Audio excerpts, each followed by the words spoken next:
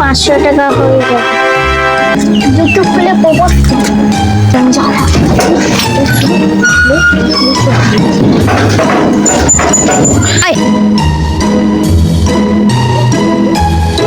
আর একটা মুরগি পেয়েছে পালা